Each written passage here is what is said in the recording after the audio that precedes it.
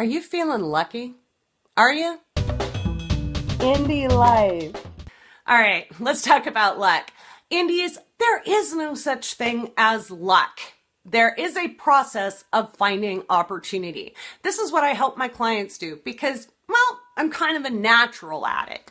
So I'm going to give you my secrets to getting lucky.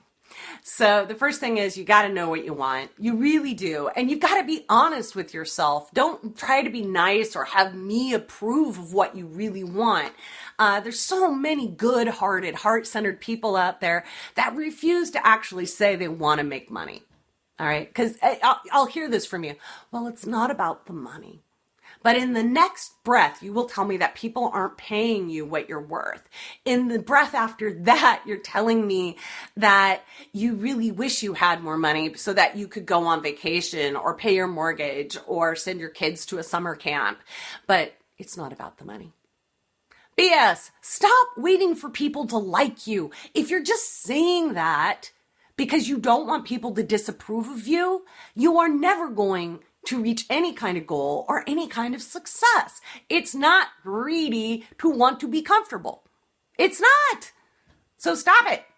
All right. If you want to get lucky, you have to know what you want. So number one, you got to know what you want. I go through that in the guidebook to the Thriving on the Road Less Traveled, or How Not to Eat Ramen the Rest of Your Life, the Indie Life Workbook.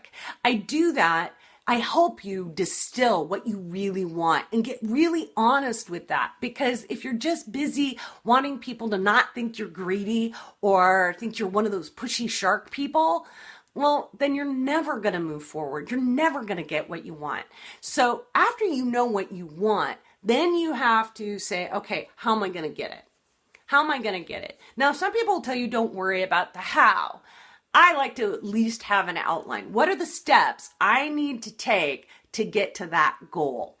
Okay, if I can see it in the distance, what do I need to do to get there? Now, if you've ever taken a long hike, maybe up a mountainside, you'll know that if you don't have certain mapped out spots to rest, if you don't have the right equipment, if you don't have a fairly good understanding of the terrain, there's a couple of things that can happen. You can get lost. You can run out of supplies. You could end up in a dangerous situation. You could die. You could have an accident where you get harmed. So it's important to know, how are you going to equip yourself for this journey? If your goal is to become a nationally known speaker and you don't have good presentation skills, you need to invest in that. If you want to be an author, but you've never written a book before, okay, so maybe you want to write a how-to book. Just writing in stream of consciousness and never getting an editor, never having it proofed, not knowing how to go forward is probably going to make you prey to a vanity publisher. And there's quite a few of those out there for the tune of $15,000 will certainly publish your book, and then nobody's going to want it. Okay, there are processes you have to do. Nobody just does something and then the good luck fairy goes, ta-da, today you will have achieved success. So you've got to know what you want. You've got to plot out what you need to do to get there. What equipment do you need? What knowledge do you need? What outsourcing do you need? What kind of support do you need? And then the third thing is you have to have the right kind of vision to see opportunity. So what most people do is they've got their perspective glasses on. They see the world in a certain kind of way. And so they'll think certain limiting beliefs that stop them from seeing the opportunity around them. So it's very tunneled. You can't see, you have no peripheral vision. You can't see the people going, hey, I want to help you. And you end up losing out. The people who make the most of opportunity are the people who can see it. And that's what I help all of my clients do. Now, that isn't covered in the workbook, but it is covered in the Indie Life Support Program.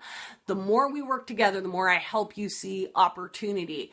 Now, for those of you who aren't there yet, this may be a little confusing.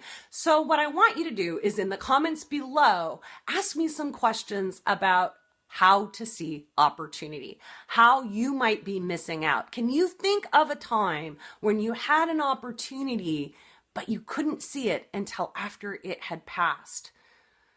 Tell me about it.